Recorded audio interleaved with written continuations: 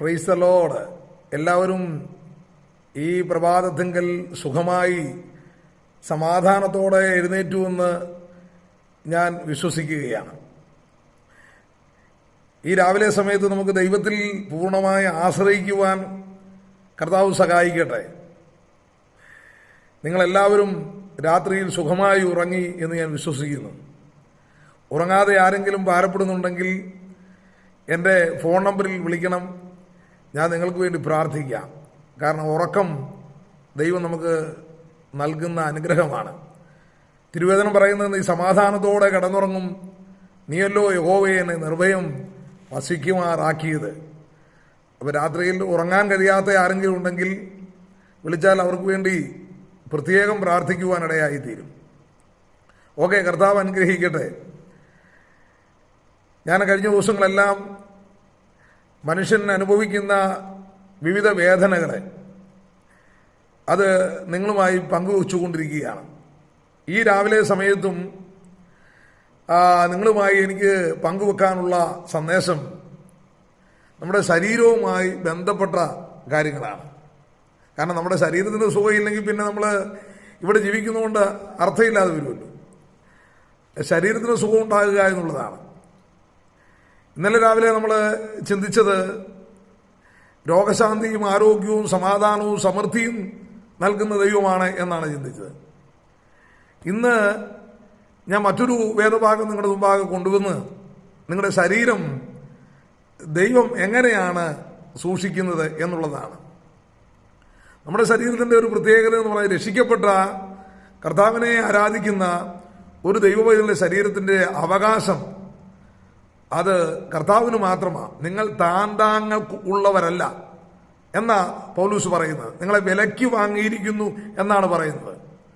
അപ്പോൾ ദൈവത്തെ ആരാധിക്കുന്ന വേർപെട്ട വിശുദ്ധ ഗണത്തിൽപ്പെട്ട ആത്മാവിനും സത്യത്തിലും ദൈവത്തെ ആരാധിക്കുന്ന ദൈവമക്കൾ അവരുടെ ശരീരം പ്രത്യേകതയുള്ളതാണ്. ദൈവത്തിന് സ്തോത്രം. ഞാൻ ദാനിയേൽ പ്രവചനം പഠിച്ചപ്പോൾ ദാനിയേലിനെ അന്ന് ഭരിച്ചുകൊണ്ടിരുന്ന രാജാവ് സിംഹക്കുഴിയിലിടുവാനിടയായത് നിങ്ങൾക്ക് എല്ലാവർക്കും അറിയാം. 6-ാം അധ്യായം അതിൻ്റെ 16 വാക്യങ്ങൾ നമ്മൾ വായിക്കുമ്പോൾ അവിടെ രാജാവ് എന്ത് ചെയ്തു? ദാനിയേലിനെ സിംഹക്കുഴിയിലിടുവാനിടയായി. നമുക്കറിയാം, ഒരു ക്രൂരമായ ഒരു മൃഗത്തിൻ്റെ മുമ്പിലേക്ക് ഒരു ജീവനുള്ള ഒരു വ്യക്തി ചെന്നുപെട്ടാൽ തീർച്ചയായും അത് കടിച്ചു കീറപ്പെടുമെന്നുള്ളത് യാതൊരു സംശയവുമില്ല, അല്ലേ? ദൈവത്തിന് സ്തോത്രം. നമുക്കറിയാം, നായ്ക്കളൊക്കെ വലിയ അടുത്തൂടെ വന്നു കഴിഞ്ഞാൽ നമ്മൾ ഒന്ന് ചെരിഞ്ഞ് മാറി നിന്ന് നോക്കും. കാരണം അത് കടിച്ച വലിയ തൊല്ലയാണ്. അപ്പോൾ ഒരു സിംഹത്തിൻ്റെ ഗുഹയ്ക്കകത്തേക്ക് ദാനിയേലിനെ വലിച്ചെറിഞ്ഞപ്പോൾ ഒരു രാത്രി മുഴുവൻ ദാനിയേൽ ആ സിംഹക്കുഴിയിൽ കിടക്കുകയായിരുന്നു. എന്നെ ചിന്തിപ്പിച്ച ഒരു വാക്യം നിങ്ങളുടെ മുമ്പാകെ ഞാൻ വേഗത്തിൽ, കാരണം ഷോർട്ട് മെസ്സേജാണ്, നിങ്ങളുടെ ഹൃദയത്തെ സ്പർശിക്കണം. നിങ്ങളിത് അടുത്തയാളിലേക്ക് ഷെയർ ചെയ്യണം, മറ്റുള്ളവർക്കിത് പങ്കുവെച്ചു കൊടുക്കണം, മറക്കരുത്. അപ്പോൾ 6-ാം അധ്യായത്തിൻ്റെ അതിൻ്റെ 23 പകുതി ഭാഗം, 6-ാം അധ്യായം 23-ാം വാക്യത്തിൻ്റെ പകുതി ഭാഗത്ത്, അവൻ തൻ്റെ ദൈവത്തിൽ വിശ്വസിച്ചിരുന്നത് കൊണ്ട് അവന് യാതൊരു കേടും പറ്റിയതായി കണ്ടില്ല. കണ്ടോ? ദാനിയേൽ ദൈവത്തിൽ വിശ്വസിച്ചിരുന്നത് കൊണ്ട് അവന് യാതൊരു കേടും പറ്റിയില്ല. നിങ്ങൾ ആ വാക്യം സമയം കിട്ടുമ്പോൾ എടുത്തൊന്ന് വായിച്ചു നോക്കണം. ഒരു രാത്രി മുഴുവൻ സിംഹത്തിൻ്റെ കുഴിക്കകത്ത് കിടന്നിട്ട് അവൻ ഒരു കേടും പറ്റിയില്ല എന്ന തിരുവെഴുത്തിൽ രേഖപ്പെടുത്തിയിരിക്കുന്നത്. ദൈവത്തിന് സ്തോത്രം. പ്രിയപ്പെട്ടവരെ, നമ്മുടെ ശരീരവുമായി ബന്ധപ്പെട്ട കാര്യമാണ് ഞാൻ ഈ പറയുന്നത്.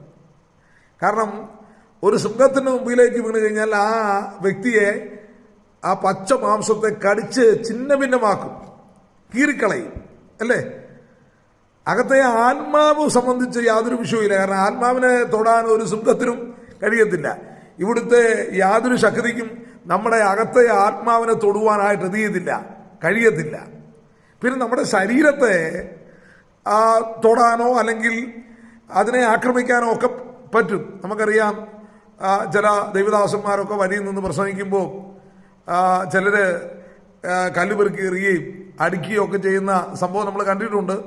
എനിക്കിട്ട് 2-3 പ്രാവശ്യം അടി കിട്ടിയിട്ടുണ്ട്, കല്ലേറ് കിട്ടിയിട്ടുണ്ട് സുവിശേഷം പറഞ്ഞതിൻ്റെ പേരിൽ.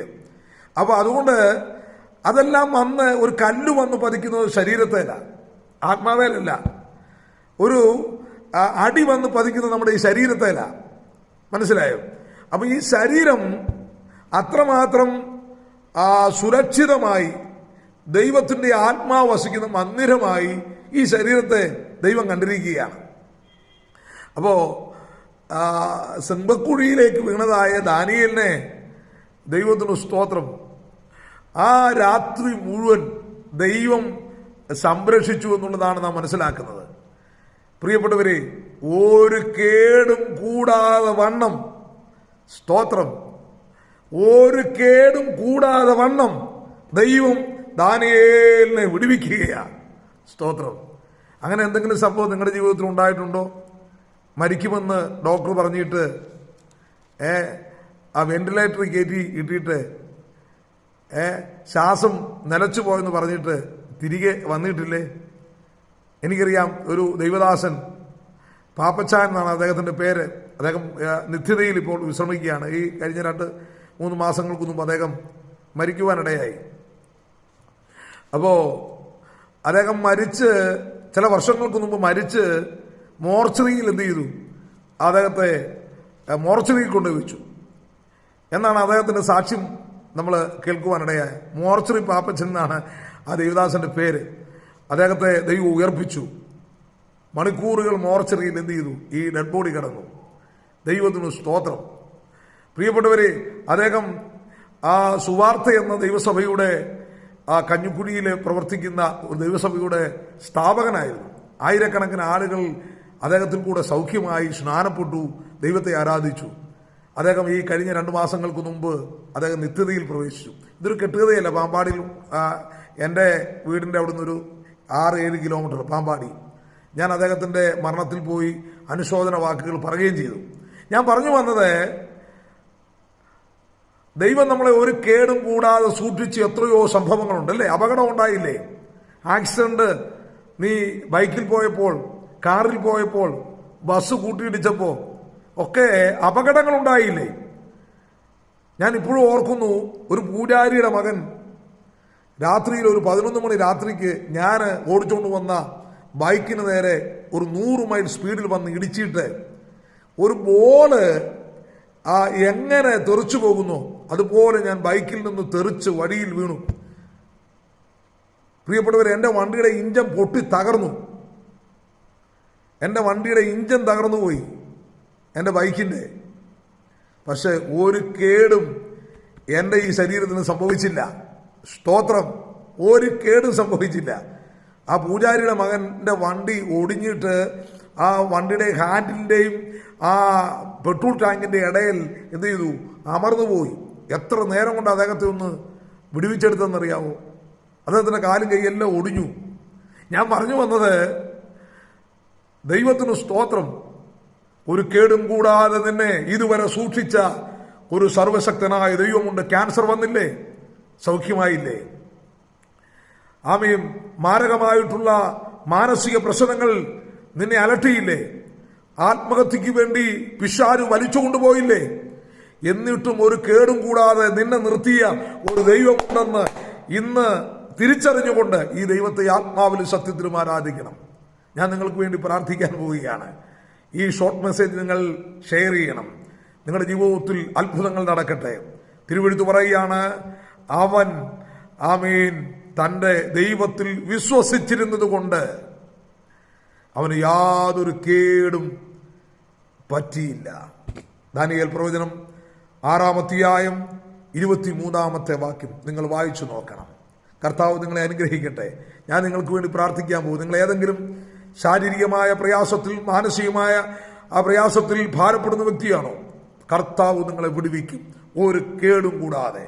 ഞങ്ങളുടെ പ്രിയ കർത്താവേ, ഞങ്ങളുടെ ദൈവമേ, ഈ സന്ദേശം ശ്രദ്ധിക്കുന്ന ആമേൻ ഇത് കേൾക്കുന്ന എല്ലാവരുടെ മേലും ദൈവാത്മാവിന്റെ ശക്തമായ ഇടപെടൽ ഉണ്ടാകണമേ. രോഗികളായിട്ടുള്ളവരുണ്ടെങ്കിൽ അവർ സൗഖ്യമാകട്ടെ. ഏതെങ്കിലും പ്രതിബന്ധങ്ങളുടെ നടുവിൽ ആമേൻ വിടുവിക്കപ്പെടേണ്ടതിനു വേണ്ടി ആഗ്രഹിക്കുന്നവരുണ്ടെങ്കിൽ ഈ സന്ദേശം കേൾക്കുമ്പോൾ അവർക്ക് വലിയ വിടുതലുണ്ടാകട്ടെ. യേശുവിൻ നാമത്തിൽ ഞാൻ കൽപ്പിക്കുന്നു, അങ്ങനെ സംഭവിക്കട്ടെ. കർത്താവേ, നീ എല്ലാവരുടെ മേലും ദൈവാത്മാവിന്റെ ശക്തി പകരണമേ. തിരുനാമം മഹത്വമെടുക്കണം. യേശു ക്രിസ്തുവിൻ നാമത്തിൽ തന്നെ. ആമീൻ, ആമീൻ. ദൈവം നിങ്ങളെ എല്ലാവരെയും അനുഗ്രഹിക്കട്ടെ. God bless you.